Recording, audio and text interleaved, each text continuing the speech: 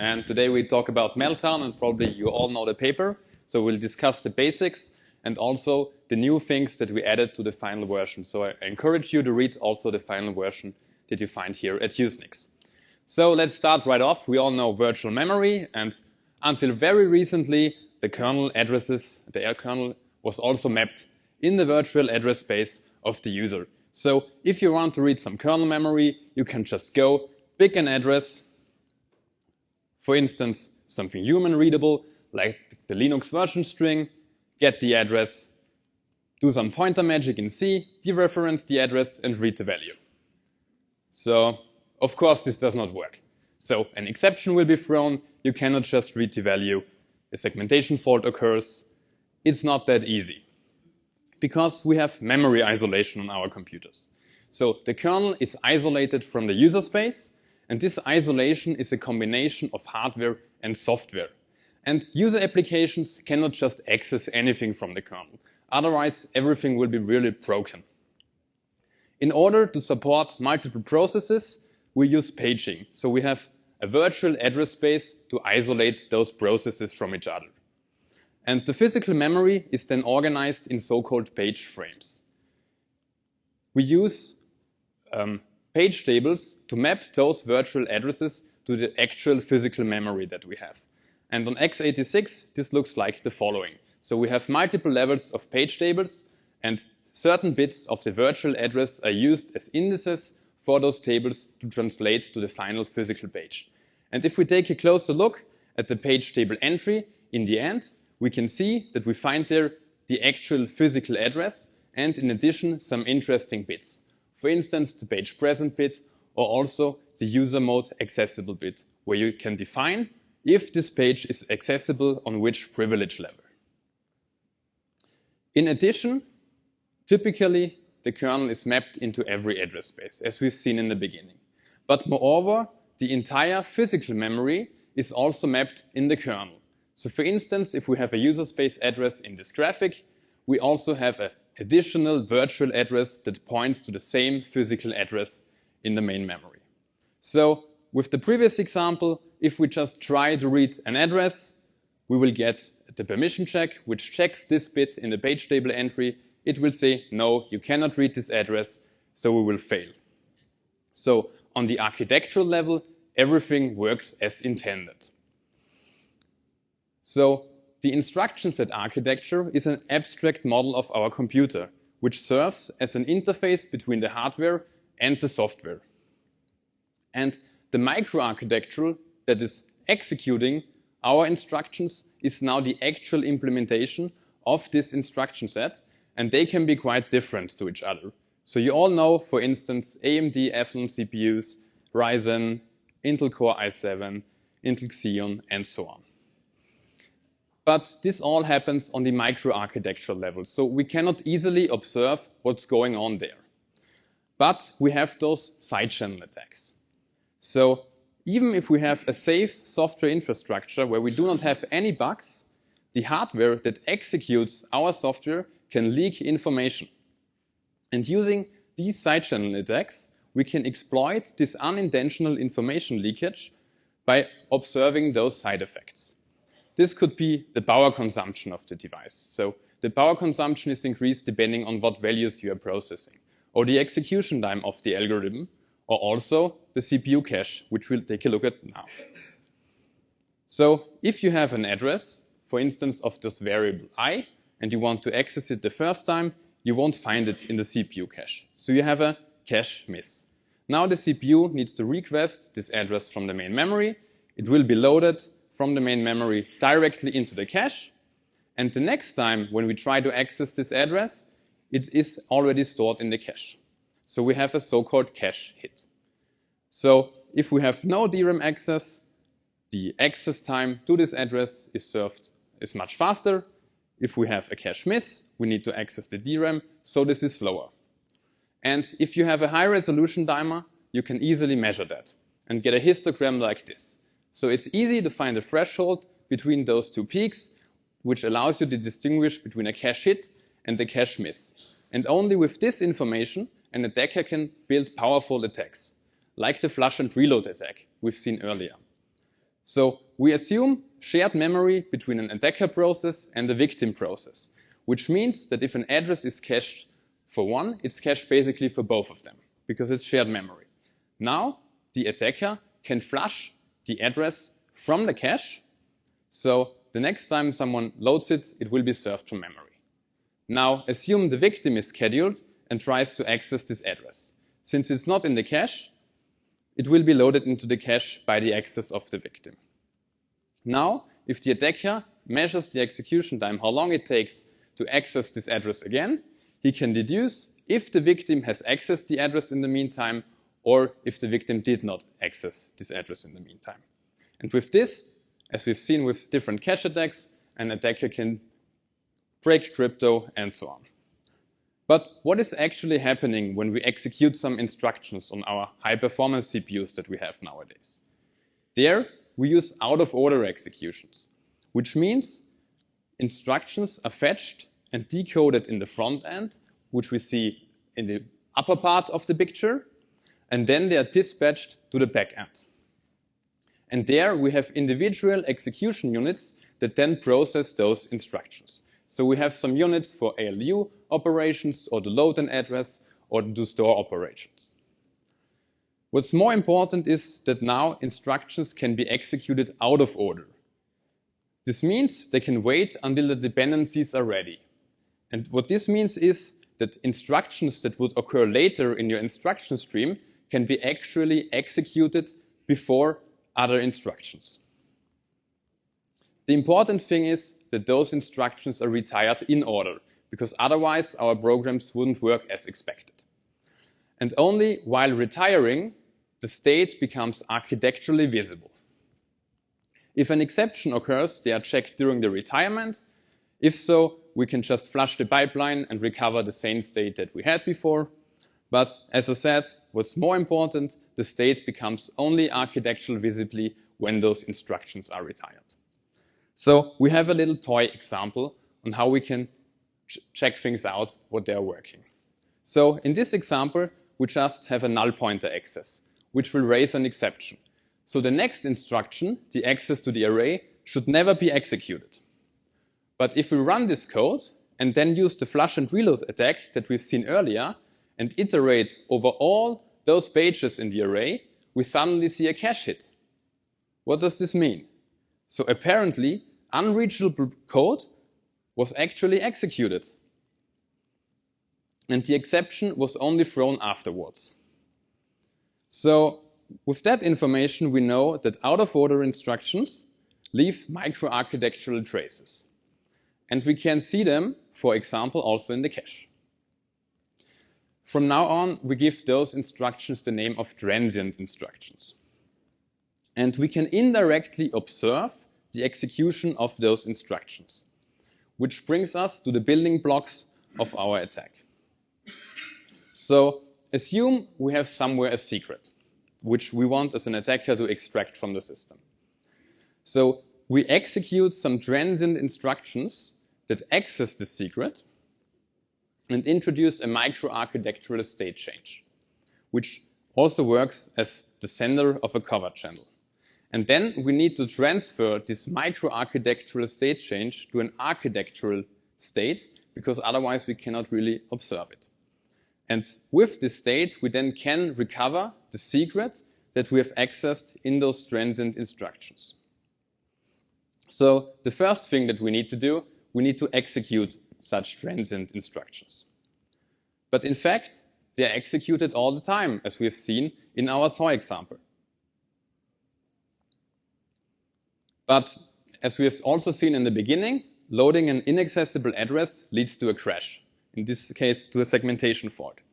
So at one point, we need to prevent the crash, because otherwise our attacker application is just terminated and we cannot do anything. And there are different things that we can do. For instance, we can do fault handling. So we just install a signal handler that will catch the segmentation fault and jump back to our code and continues the execution. Or we could use Intel TSX, as we've seen in the previous presentation, to suppress the fault entirely. Because when the exception is happening there, the transaction will just be aborted and we can continue. Or we can use the specter attacks by exploiting speculative execution to execute those instructions speculatively, and we have the same result. So the second thing is, here we directly access the secret, so we do not really use a side channel. But then, on the other hand, we establish a covert channel, where we transfer the micro-architectural state change into the architectural state. And the transient instruction sequence serves here as the sender. The receiver then, by iterating over those pages and reloading those pages and measuring the time, receives the state change because the page is now cached and deduces the secret from this state. But what is important is that we here leverage the cache attack technique flush and reload. We can also use it to transmit multiple bits at once. So we encode the bytes that we read into 256 different cache lines that we access. But what's really important is it's not limited to the cache. So you can use also other parts of the microarchitecture to transmit a secret, as we've seen in the NetSpectre attack, for instance. So to build our final attack, we just need another layer of indirection. This time, we use the value that we read from this inaccessible address and use it as the index of the access to the array. So when we then check whether any part of the array is cached, we see that we indeed have a cache hit, and the index of the cache hit reveals the data that we are not supposed to read. So sometimes the permission check is apparently not fast enough, and we have the Meltdown attack. So with Meltdown, we exploit out-of-order execution to read data at any address. We use the index of the cache hit to reveal the data, and the permission check is not fast enough, and since the entire physical memory is mapped into the kernel, we can just dump the entire physical memory, as we can see in this demo.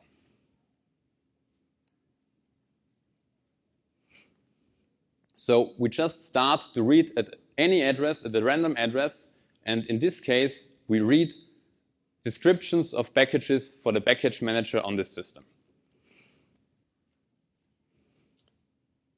But if you read the reports in January, Intel said you can only read values that are stored in the L1 cache. But we don't think that's the case. So we also did a new experiment in addition in the new paper, where a thread constantly flushes the value and a thread on a different core reloads the value.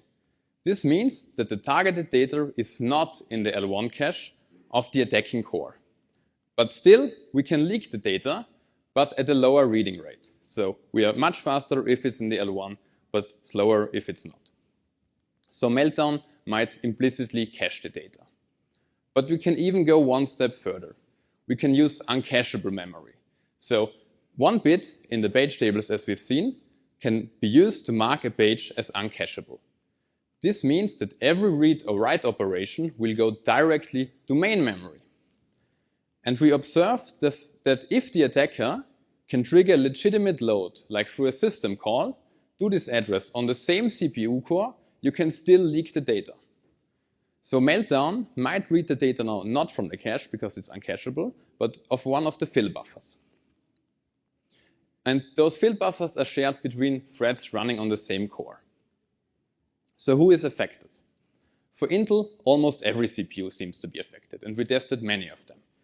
But for AMD, no microarchitecture seems to be affected, which is nice. ARM stated that only the Cortex A75 is affected. For IBM, it's the Power architecture, System Z, and so on. And for Apple, all Mac and iOS devices seem to be affected. But there are also some other CPU manufacturers which didn't state which of their devices are affected. And it appears that also the Samsung Galaxy S7 using the Exynos Mongoose M1 CPU chip seems to be affected, and it's the first custom CPU core in the Exynos 8 Octa with a perceptron branch prediction, full out-of-order instruction execution, and full out-of-order loads and stores. And as you see in the paper, we also were able to mount a Meltdown attack on that device. But how does the practice look like? So dumping the entire physical memory takes some time because not everything fits into the L1, where we have the most highest speed achieved with 582 kilobytes per second on average. In the L3, it was only 12.4. If it's uncached, it was like 10 bytes per second, and in the improved version, around 3.2 kilobyte. So it's not very practical in most scenarios where you just want to dump the entire physical memory of a machine. But you can also do more targeted attacks. So we have also KASLR on our systems, so we can also use it to break KASLR to access internal kernel structures that we can use to mount more targeted attacks. So we try to locate a known value inside the kernel, like the Linux banner as we've seen earlier, and we start at the default address according to the symbol table of the running kernel. So you need to know the version of the kernel running on the system, but for each Linux distribution, this is the same. Since KASLR has only an entropy of 6 bits, there are only 64 possible randomization offsets, and we can just try all of them. And the difference between the found address, where we can read the leaked value, and the non-randomized base address is now our randomization offset. With that, we broke KASLR, so we know exactly where the identity mapping starts, and we can use this to go on and, for instance, locate a victim process. So in Linux, all processes are managed in a linked list, and the head of the list is stored in the init task structure. And this is at a fixed offset that varies also among the Linux kernels. And each task list structure contains a pointer to the next task, and also the process ID, the name, and also the root of the multi-level page table.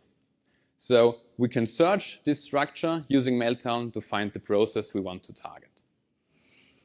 We can then use the physical address using the paging structures to read directly the memory of this process, and then read the content using the directed physical map with our physical address. We can just enumerate all mapped pages and dump the entire process memory. So we do not need to dump the entire physical memory anymore. And if we know the location of the key, for instance, that we want to extract, we can just dump the key directly. So how can we solve that? The problem is rooted in the hardware that we have. And it's a race condition between the permission check and the memory fetch. So we can just serialize them, then we do not have that problem. Or we can introduce a hard split of the user space and the kernel space, where we fix the kernel to the upper half of the address space and the user to the lower half. And we just introduce a new bit to be backwards compatible to figure out if we have this active.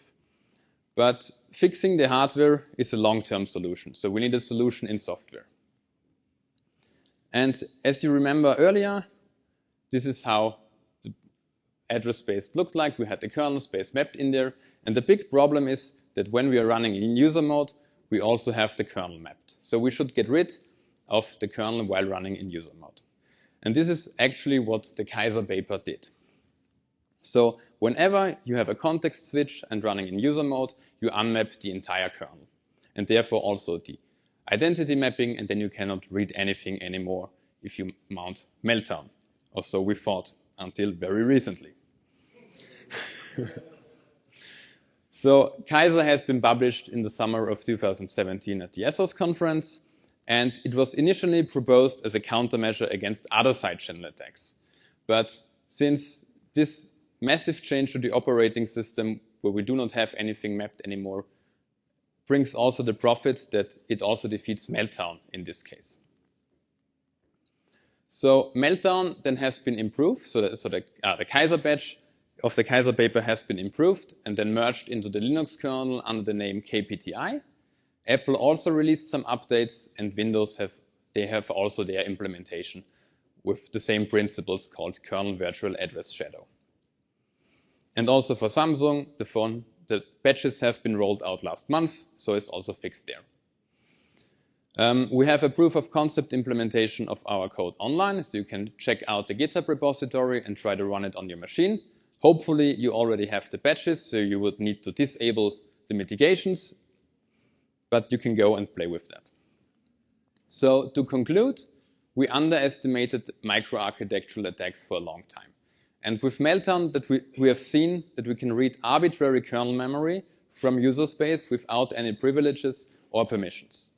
It affected millions of devices from various CPU manufacturers, and the countermeasure that we have implemented comes with a performance impact.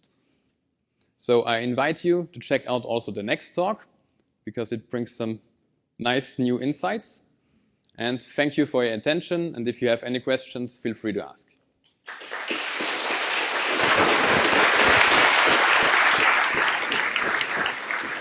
Questions? Hi, Youngjin Jang from Oregon State University. Hi. Impressive work.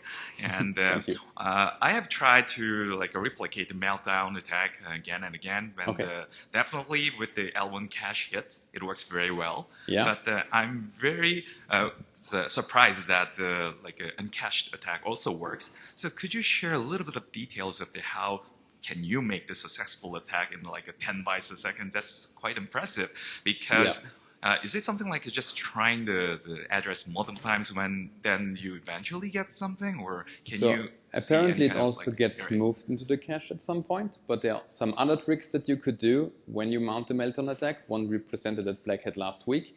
It's not intuitive, but you just before accessing the address you're not allowed to access, you access a null pointer, and with that you increase the chance to read the actual value significantly. So is your answer something like the Intel processor will eventually cache the somewhat uncached memory in transient instances? You mean uncacheable memory or uncached memory? Uncacheable. So uncacheable memory should not ever be pulled into the cache. But as we've seen, it could be directly served from the line buffer. So there are more constraints in mounting the attack with uncacheable memory. Yes. So you need to run on the same physical core because those line buffers are shared on there. Otherwise, it won't work. So you need to pin your attack code on those cores. Okay, thank you. You're welcome. Thanks. Other questions? Okay, so let's thank Moritz again.